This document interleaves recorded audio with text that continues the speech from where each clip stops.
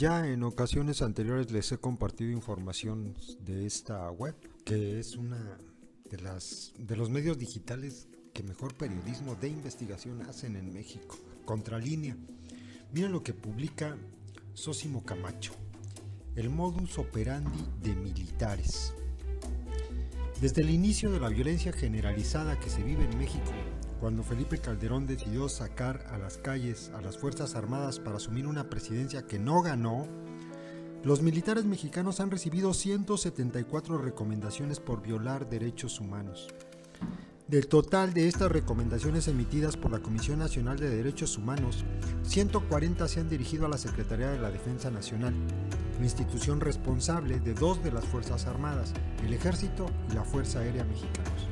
Sí, la Sedena, a cargo del general de división diplomado de Estado Mayor Salvador Cienfuegos Cepeda, desde que asumió Enrique Peña Nieto la presidencia de la República, ha tenido que hacer frente al 80.45% de las violaciones documentadas.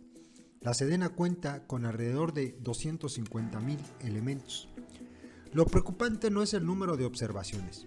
Muchas de las quejas interpuestas por la CNDH por motivos múltiples no llegan a convertirse en recomendaciones. Lo que sorprende es una clara constante. 1.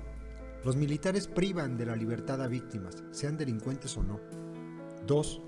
Los militares no presentan ante el Ministerio Público o el Poder Judicial a las víctimas.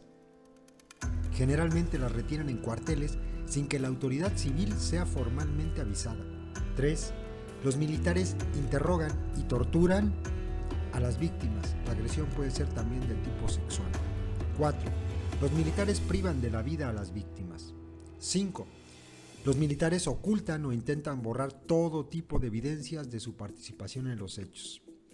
Se trata de un modus operandi. Es el horror revisar las recomendaciones y a través de ellas conocer las historias de mexicanos víctimas de sus Fuerzas Armadas.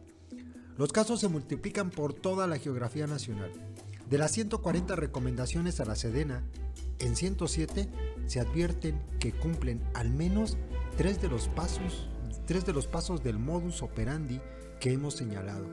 Es escandaloso saber que en la mayoría de ellos los militares se llevaron a los cuarteles a las víctimas, lugar donde fueron torturadas.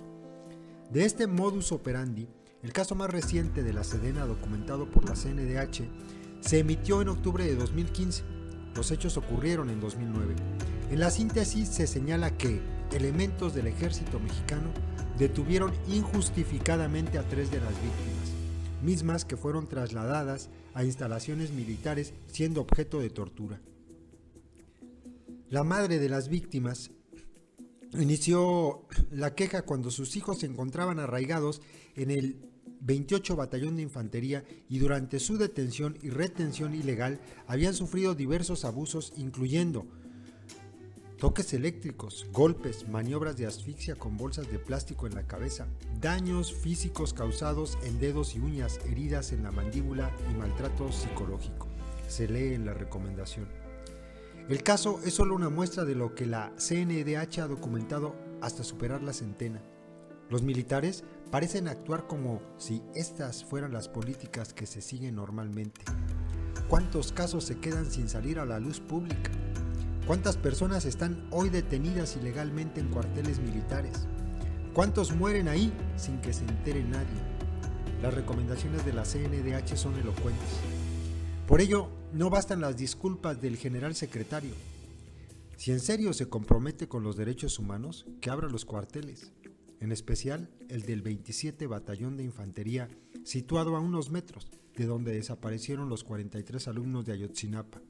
Luego de conocer el modus operandi de militares mexicanos, los estudiantes sí pudieron haber sido conducidos a esas instalaciones castrenses. Muy claro, ¿no? Saludos, compas.